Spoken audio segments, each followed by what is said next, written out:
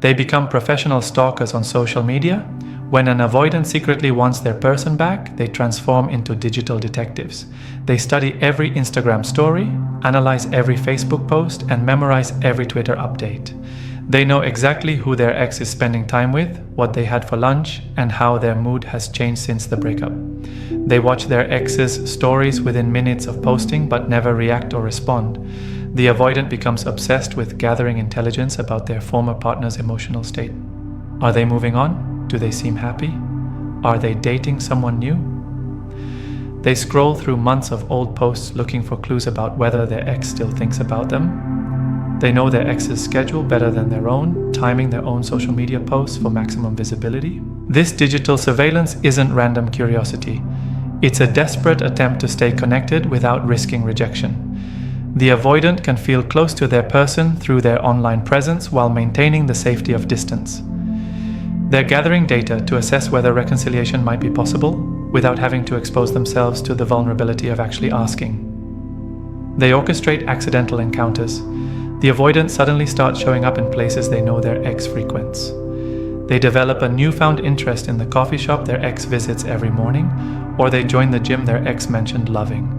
These encounters are carefully planned but designed to appear coincidental. When these accidental meetings happen, the avoidant acts surprised but casual.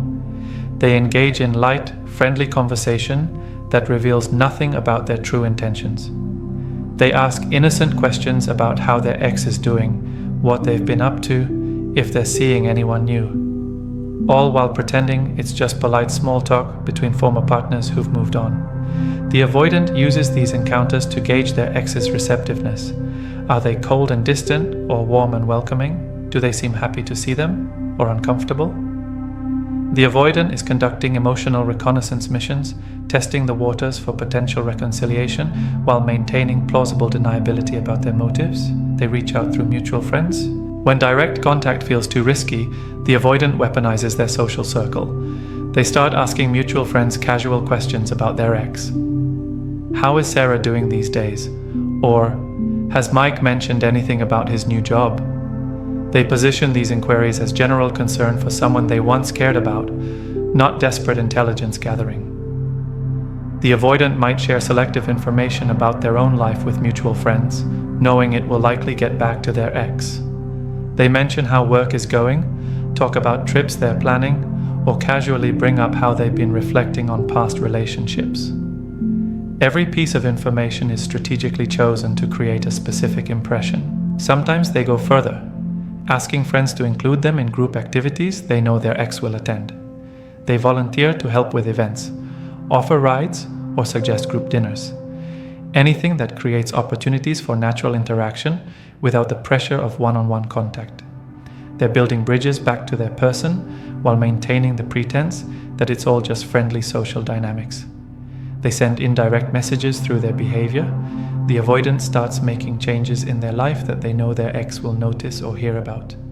They begin therapy, start working out, take up new hobbies, or make career changes, not necessarily for personal growth, but as silent messages that they're evolving. They want their ex to know they're becoming the person they should have been during the relationship. They might start posting about personal development, sharing articles about relationships, or posting quotes about growth and change. These posts aren't directed at anyone specific, but the avoidant knows their ex will see them and understand the subtext. They're communicating their internal work without having to admit they're doing it for reconciliation. The avoidant also becomes more social, more visible, more engaged with life, partly to show their ex what they're missing, but also to demonstrate that they've addressed the issues that led to the breakup. They're rebuilding their image while secretly hoping their ex is paying attention to the reconstruction. They test the waters with minimal contact. When the avoidant finally works up the courage to make direct contact, they start small and seemingly insignificant.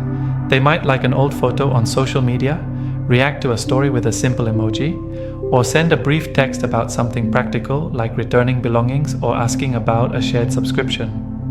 These micro-contacts are designed to gauge receptiveness without risking major rejection. If their ex responds positively, the avoidant takes it as encouragement to escalate slightly.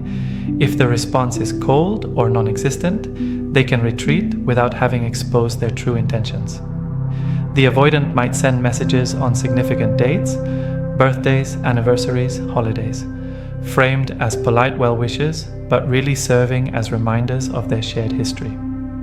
They're testing whether their ex still feels the connection, whether the door might be open for reconciliation. They become the person they should have been. Perhaps the most telling sign that an avoidant secretly wants their person back is when they start addressing the behaviors that cause problems in the relationship. They become more communicative, more emotionally available, more willing to discuss feelings. But they do this publicly, where their ex can witness the transformation. They don't directly tell their ex about these changes. Instead, they demonstrate them through mutual friends, social media, or casual encounters. They want their ex to see that they've grown, that they understand what went wrong, and that they're capable of being the partner they should have been from the beginning. The avoidant is essentially rebuilding themselves as an offering, hoping their ex will notice the improvements and consider giving them another chance, all while maintaining the safety of never having to explicitly ask for one.